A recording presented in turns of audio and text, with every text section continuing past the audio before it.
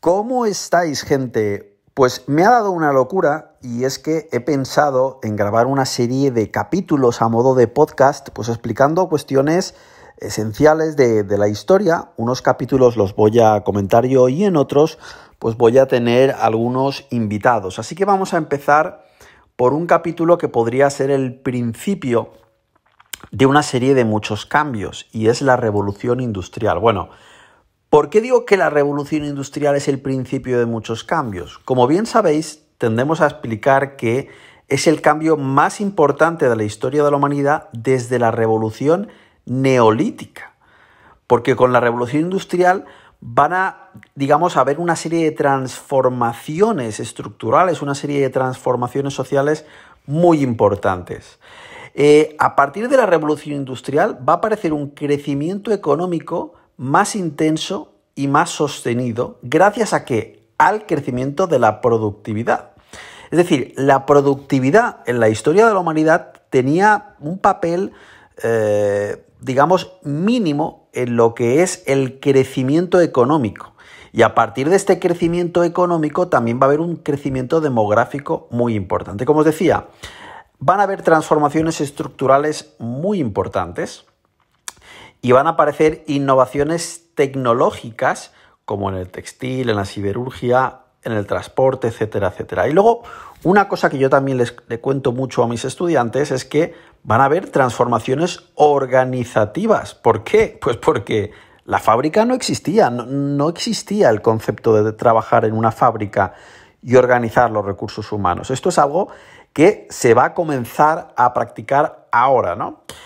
Una cosa interesante es hablar de revolución industrial es algo preciso, es decir, podemos utilizar el término revolución industrial de una forma, correcta. Bueno, es importante que tengamos en cuenta que no es del todo una revolución, no es únicamente industrial y además tampoco sería del todo preciso hablar de una única revolución industrial. ¿Por qué digo que no es del todo una revolución? Bueno, ¿qué es una revolución? Es un cambio abrupto en el que de repente hay un cambio entre el antes y el después que se produce en un momento del tiempo. Bueno, pues la revolución industrial no es un cambio abrupto, es un proceso que se va sucediendo, pues, desde más o menos 1680 hasta más o menos 1750, depende del país. Es decir, es un proceso largo, no es algo que sucede de golpe, ¿no? Y tampoco sería muy preciso, como bien sabéis, decir solamente que es industrial, porque es una revolución que va a cambiar muchos de los ámbitos de la vida y de la forma de funcionar. Por ejemplo, en la agricultura. El origen casi de la revolución industrial está en la agricultura, es decir, se van a producir una serie de transformaciones en la agricultura que van a incrementar su productividad y que van a, permitir que haya un excedente de tiempo, que haya un excedente de riqueza para destinar a otros sectores como, por ejemplo, la industria. Bueno, una cosa que nos puede interesar es cómo eran las sociedades preindustriales. ¿Qué había antes de la industria? Bueno, pues eran sociedades básicamente rurales y agrarias en las que más del 75% de la población activa se dedicaba a la agricultura.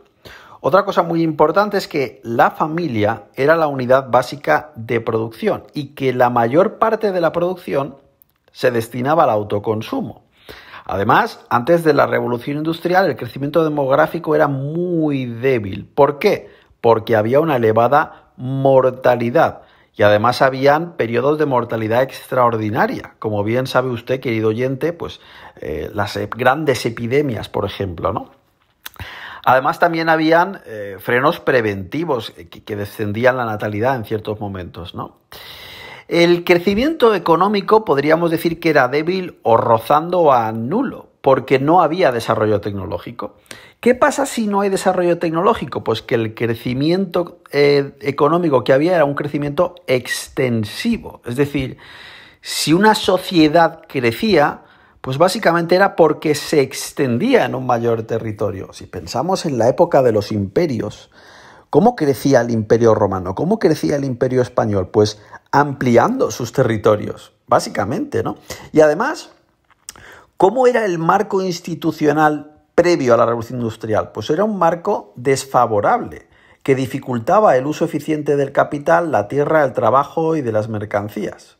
Existía vinculación de la tierra, servidumbre de la gleba, controles gremiales, habían aduanas interiores y, en definitiva, una serie de trabas mercantilistas al comercio internacional. Bien, el sector industrial, pues básicamente estaba muy atrasado antes de la Revolución Industrial y además tampoco había demanda, es decir, había baja productividad, esto generaba que las rentas fueran muy bajas y que la economía que existiese, ¿de qué tipo era? Pues básicamente era una economía de subsistencia. El excedente era reducido y además tenemos que sumar el hecho, bien sabido por ustedes, de que había una desigual distribución de la renta, es decir, la demanda de la mayor parte de la población era muy reducida y luego había una minoría que sí tenía un consumo pues, más elevado, ¿no? Bien, se produce la Revolución Industrial y con ella llega una gran divergencia que va a acentuar la diferencia entre territorios. Es decir, Europa occidental va a desmarcarse del resto del planeta, digamos, en su PIB per cápita, ¿no? ¿Y cuál es el país que primero se va a desarrollar? Pues como bien sabe usted, querido oyente, es Gran Bretaña el país que se va a desarrollar primero. Y usted me puede decir, bueno, ¿y esto por qué? Pues porque tiene una serie de ventajas. Por ejemplo, tiene condiciones geográficas que le dan ventaja. En Gran Bretaña hay abundancia de recursos minerales, hay facilidades para el transporte. Luego, otra cosa muy importante es el marco institucional. En Gran Bretaña existe un marco político favorable para la innovación y para la inversión. ¿Y esto por qué? Pues porque desde finales de la Edad Media, sobre todo en el siglo XVII, se eliminaron una serie de trabas feudales que en otros países estaban ahí, ¿no? Y además tenían un sistema legal y judicial mucho más flexible, ¿no? Cuando en Gran Bretaña, digamos, una cosa muy importante es que desde 1688 se produce una cosa que quizás abordemos en otro capítulo, que es la Revolución Gloriosa. Y a partir de esta, Gran Bretaña se va a constituir, digamos, como un sistema político liberal con una separación de poderes, con un poder que va a emanar del pueblo de una forma o de otra y, en definitiva, va a dejar atrás el antiguo régimen, cosa que otros países no van a hacer en ese momento del tiempo, ¿no? Como consecuencia de la Revolución Industrial, ¿saben ustedes qué va a suceder? Va a haber una revolución demográfica. La población británica se va a triplicar entre 1750 y 1850. ¿Y esto por qué? Pues fundamentalmente gracias al fin de las crisis de subsistencia, que se va a producir desde principios del siglo XVIII, gracias al descenso de la tasa de mortalidad y gracias a la elevada natalidad que va a haber en este periodo, ¿no? Lógicamente, a esto que denominamos la transición demográfica, pues va a haber un momento que va a finalizar porque la natalidad va a volver a descender para volver a equilibrarse, natalidad y mortalidad. Es decir, ¿qué es esto de la transición demográfica? Bueno, pues como bien sabrás, y si no, para eso estoy yo aquí, para contártelo, la transición demográfica se produce porque durante un periodo hay un aumento de la natalidad y al mismo tiempo un descenso de la mortalidad. Entonces se produce un periodo en el cual hay un crecimiento demográfico muy fuerte. Sin embargo, con el paso del tiempo, la natalidad vuelve a descender porque normalmente cambian los hábitos, cambia la forma de entender la sociedad, las familias quieren llevar a sus hijos a estudiar, el hijo comienza a convertirse en una carga económica y no en un sustento económico, y esto hace que descienda de nuevo la natalidad. Otra cosa muy importante, querido oyente, vinculada a esta revolución industrial es la revolución agrícola. ¿Qué es esto? Bueno, pues es la modernización de la forma de hacer agricultura. Esto es la revolución agrícola. Con la revolución agrícola va a haber un aumento de la productividad muy elevada.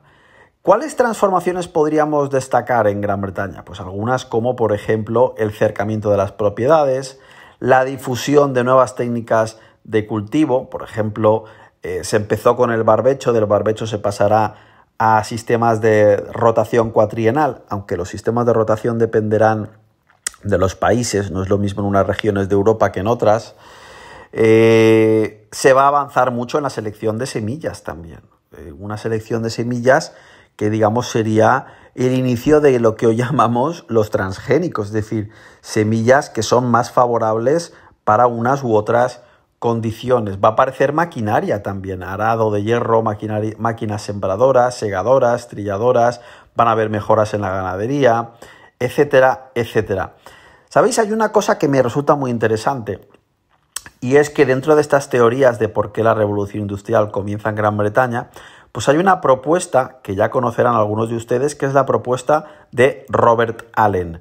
Robert Allen nos dice que uno de los condicionantes de que se diera primero en Gran Bretaña es sencillamente que los salarios británicos eran muy altos, mientras que los precios del capital y la energía eran excepcionalmente bajos. Entonces, ¿qué pasa con esto? Bueno, pues que si el salario es muy alto y el coste del capital es bajo, pues en esta región hay ventajas para sustituir mano de obra por máquinas, ¿verdad? Es decir, hay ventajas comparativas para industrializarse en el sentido más, digamos, tecnológico de la palabra, ¿no?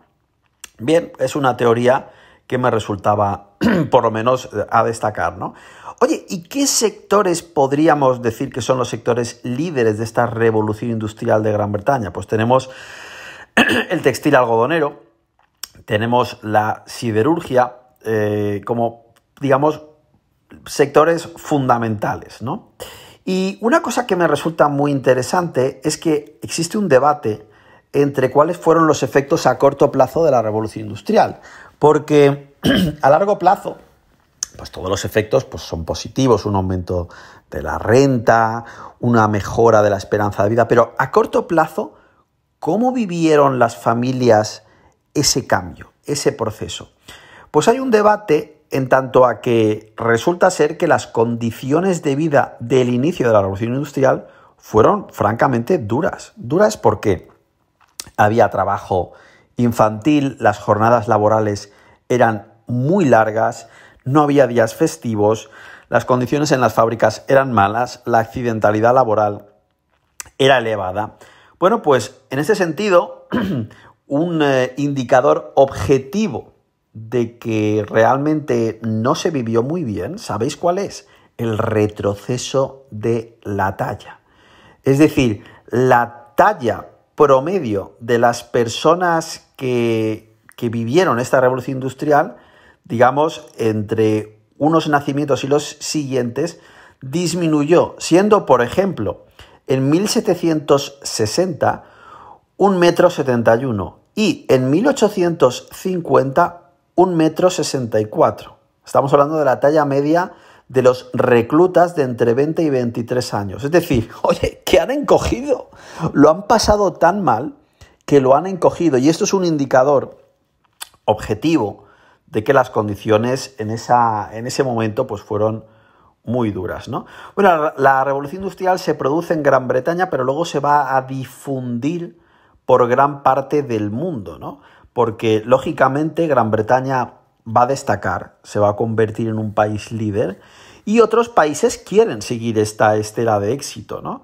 Destacar, por ejemplo, pues Alemania, Francia, Estados Unidos, Japón, salvando las distancias y con sus particularidades, ¿no?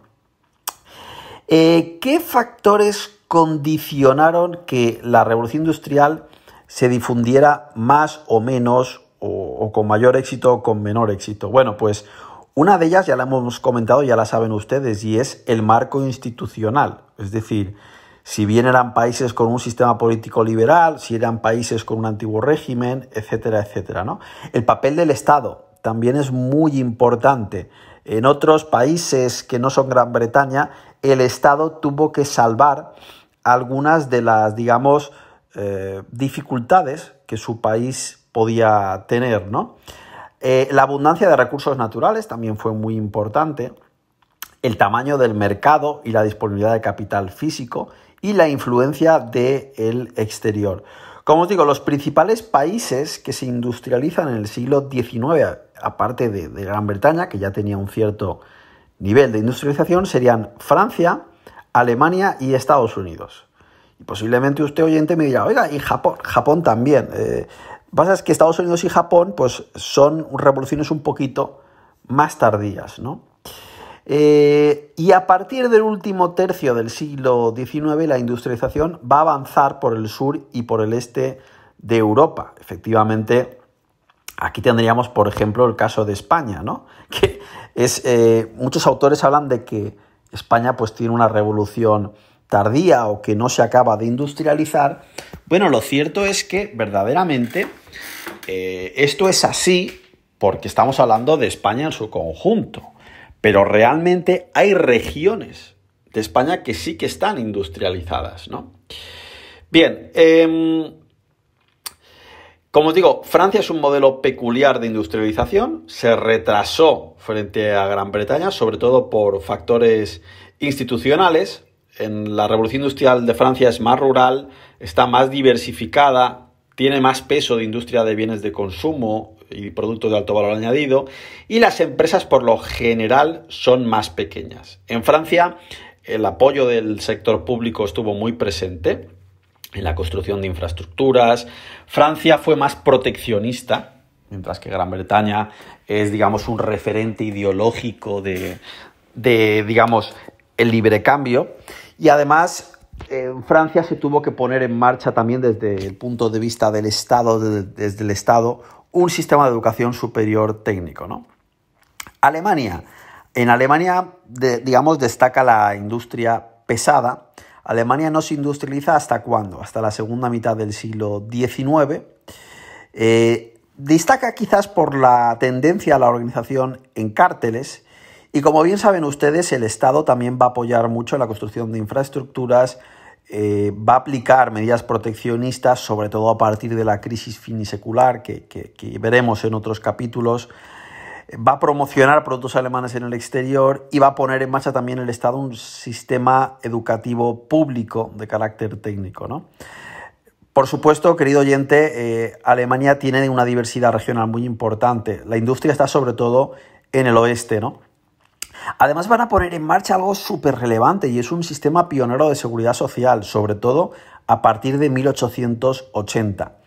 Bueno, Estados Unidos, ¿qué pasa con Estados Unidos? ¿De qué es referente Estados Unidos? De la gran empresa. Estados Unidos, como bien sabes, se va a convertir en una potencia industrial en la segunda mitad del siglo XIX. Se va a apoyar mucho en el tamaño del mercado interior, que es un mercado francamente amplio, ¿no? Va a destacar por el uso de las economías de escala y, como bien sabrás, va a recibir mucha inversión europea también, ¿no? Como os he dicho, Estados Unidos es líder por la gran empresa y en gran parte, esto nos recuerda de nuevo a aquello que decía Robert Allen, ¿no? Tienen escasez de mano de obra.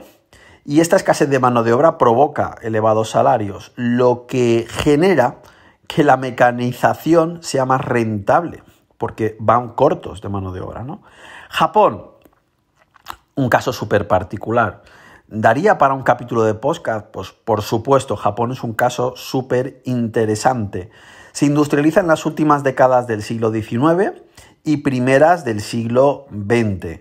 En Japón podríamos hablar de la reacción nacionalista, que es la restauración Meiji, y de cómo imitan a modelos occidentales, ¿no? Japón tiene escasos recursos naturales, esto también es algo bastante relevante, por lo que tienen una cierta necesidad de importar, ¿no? Japón va a exportar productos industriales de consumo, sobre todo al mercado asiático. Y poco a poco se va a dar este proceso de expansión colonial, que si Taiwán, que si Corea, etcétera, etcétera. La industrialización se impulsará mucho con la Primera Guerra Mundial, que veremos en otro capítulo, ¿no? Luego hay muchos historiadores que les gusta distinguir entre la primera y la segunda revolución tecnológica. Yo soy un poco más quisquilloso con esto porque las revoluciones tecnológicas las podríamos entender como un proceso continuo y no como un proceso discreto de saltos, ¿no? Pero ¿podemos ver diferencias fundamentales entre la primera y la segunda revolución tecnológica? Sí. Por ejemplo, en los sectores líderes de la primera revolución tecnológica son textil, hierro y ferrocarril, mientras que en la segunda serían química, acero, automóvil y material eléctrico. En cuanto a la energía, como bien sabes, el material, el recurso energético fundamental en la primera revolución tecnológica es el carbón, mientras que en la segunda sería electricidad y petróleo. Bien, ¿qué más te quisiera yo comentar sobre este tema? Quizás sería destacable hablar de Taylor y de la Organización Científica del Trabajo, aunque yo creo que esto daría para otro capítulo, ¿no? Como os he dicho antes, el hábito de trabajar en una fábrica no estaba. Y es por esto que en este periodo de la historia van a aparecer muchas formas de conocimiento de cómo organizar a la mano de obra para hacerla más productiva.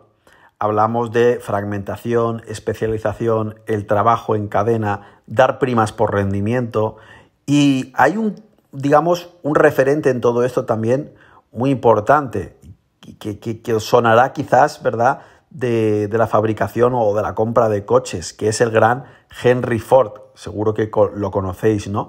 Henry Ford también es un referente de muchos de estos avances, ¿no? Van a aparecer también los organigramas, las jerarquías, toda esta forma de gestionar a los recursos humanos en una fábrica, ¿no?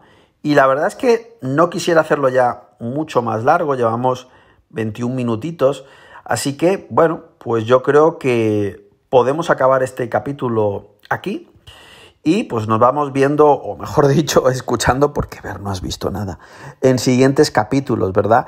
Voy a intentar hacerlo como cronológico, así que seguiremos un poco en orden y de vez en cuando pues traeremos algún invitado.